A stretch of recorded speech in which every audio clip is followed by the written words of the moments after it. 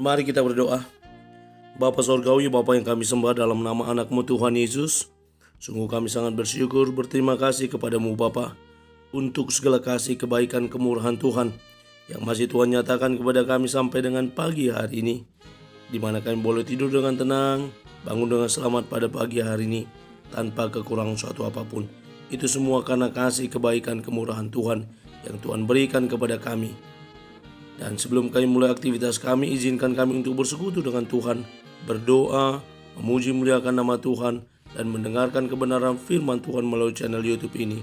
Berbicara bagi kami Tuhan, nyatakan kuasa-Mu, nyatakan isi hati-Mu, karena kami siap untuk mendengar firman Tuhan. Dalam nama Yesus kami berdoa, amin. Shalom Ibu Bapak Saudara terkasih dalam nama Tuhan kita Yesus. Semangat pagi, bertemu kembali di channel Rionando Putar-Putar dalam khotbah 5 menit aja atau kolima untuk renungan harian. Renungan pada hari ini saya ambil dari kitab 2 Timotius pasal yang kedua ayat yang ketiga.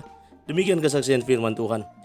Ikutlah menderita sebagai seorang prajurit yang baik dari Kristus Yesus.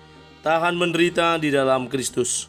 Ibu bapak saudara terkasih dalam nama Tuhan kita Yesus, penderitaan tentunya sering sekali menyebabkan orang-orang yang menghadapinya tidak tahan uji, tidak sanggup menyelesaikan, sehingga tidak sedikit kita dengar orang yang kemudian mengakhiri hidupnya.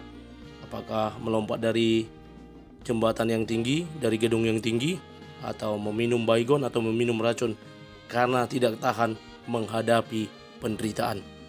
Penderitaan bagian dari yang harus memang dialami oleh seseorang.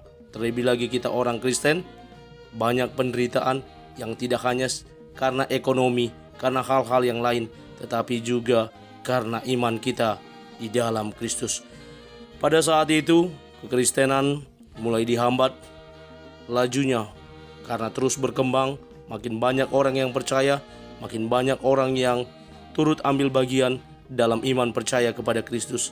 Inilah yang menyebabkan Paulus menuliskan kepada anak rohaninya Timotius agar dia juga sebagai pimpinan di tengah-tengah jemaat Efesus, dia juga boleh tahan menderita sebagai seorang prajurit yang baik dari Kristus.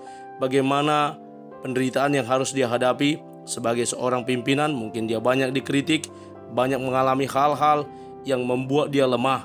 Sebagai seorang muda, dia harus tahan uji. Sebagai orang muda, dia harus tetap kuat dan bertahan dalam banyak sekali pencobaan yang harus dia lalui. Banyak orang yang mengkritisi pelayanannya, banyak guru-guru palsu yang kemudian mengajarkan hal-hal yang lain dari apa yang disampaikan dan diajarkan Paulus dan Timotius. Ini juga bagian dari penderitaan yang harus dialami, dan banyak lagi hal-hal yang menjadi bagian dari penderitaan yang dialami oleh Timotius. Ibu bapak, sebagai seorang prajurit, Paulus menganalogikan kepada Timotius seorang prajurit. Kita tahu bahwa seorang prajurit juga ketika berhadapan dengan situasi yang sulit, dia juga mengalami banyak penderitaan. Prajurit yang harus pontang-panting di medan peperangan selama berbulan-bulan, selama bertahun-tahun juga mengalami banyak penderitaan. Prajurit yang gajinya tidak seberapa juga, yang hidup dengan gajinya tersebut juga pasti juga berkemungkinan mengalami penderitaan. Ibu bapak saudara, sebagai prajurit yang baik juga dari Kristus, kita juga diminta untuk ikut serta, untuk tahan uji, untuk tetap bertahan dalam penderitaan yang harus kita alami. Saya mengutip beberapa kata-kata bijak.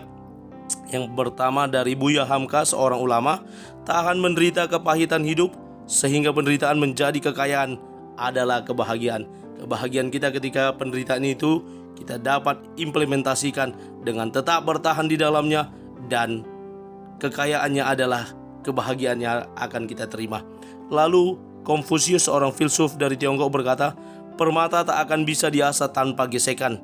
Begitu pula manusia, tak ada yang sempurna tanpa cobaan. Kita anggaplah penderitaan itu sebagai cobaan yang terus mengasah hidup kita, sehingga kita menjadi murni seperti emas, seperti permata. Andre Wongso, seorang motivator, berkata, cobaan, tekanan, dan penderitaan adalah proses menuju mental tangguh dan dewasa sebagai modal berjuang lagi meraih hidup yang lebih berkualitas. Karena itu ibu bapak saudara, semoga renungan harian yang kita dengarkan hari ini boleh menguatkan kita sehingga kita tetap kuat, bertahan dalam pencobaan, sabar dalam penderitaan, dan tetap bertekun di dalam Kristus sehingga kita tampil sebagai prajurit yang baik di dalam Kristus. Amin. Kita bersatu dalam doa. Terima kasih Bapa untuk firman-Mu yang telah kami dengarkan pada pagi hari ini.